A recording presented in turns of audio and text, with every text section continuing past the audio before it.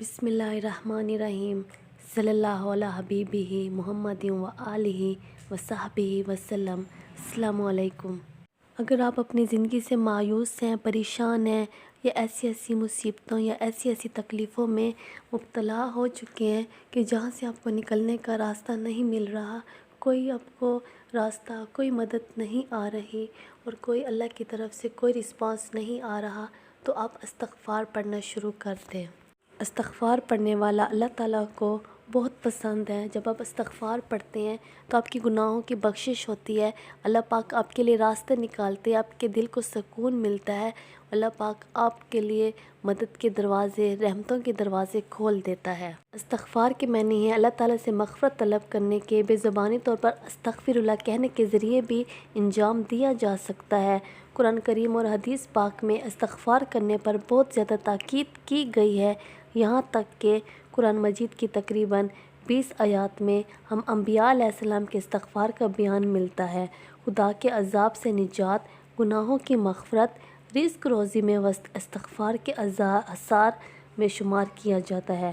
استغفار کو مستحب اعمال میں ایک بہترین دعا اور عبادت کی حیثیت حاصل ہے، لیکن بعض موقعوں پر یہ واجب بھی ہو جاتا ہے۔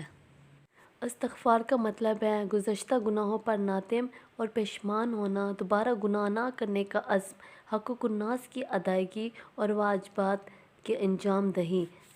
استغفار کے لیے کوئی مخصوص وقت یا مکان نہیں، بلکہ ہر جگہ اور کسی بھی وقت استغفار کیا جا سکتا ہے۔ استغفار کے معنی طلب کرنا، خدا سے اپنے گناہوں کی معافی طلب کرنا، گناہوں کی مغفرت طلب کرنے کو کہا جاتا ہے۔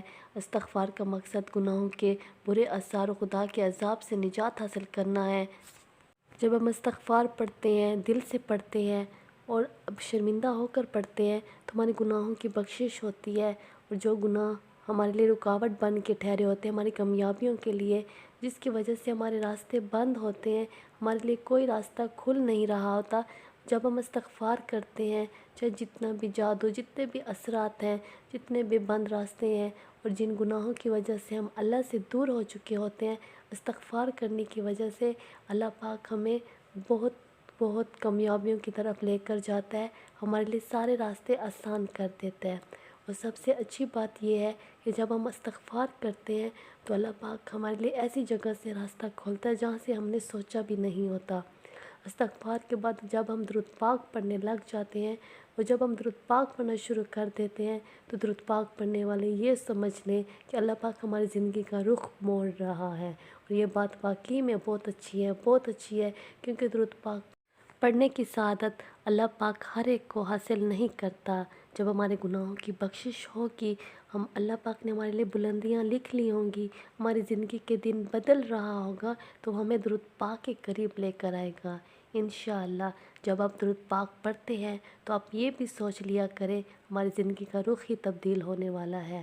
درود پاک بڑی محبت سے پڑھیے گا اور بڑی لگن سے پڑھیے گا۔ درود پاک میں ہی ہماری کامیابیوں کے راستے ہیں، ہماری خوشیوں کے راستے ہیں، دونوں جہان ہمارے سنور جائیں گے، زندگی ہماری خوشیوں میں تبدیل ہو جائے گی، سب بند راستے کھل جائیں گے، چاہے جتنی بھی رکاوٹیں ہوں گی سب ختم ہو جائیں گی انشاءاللہ۔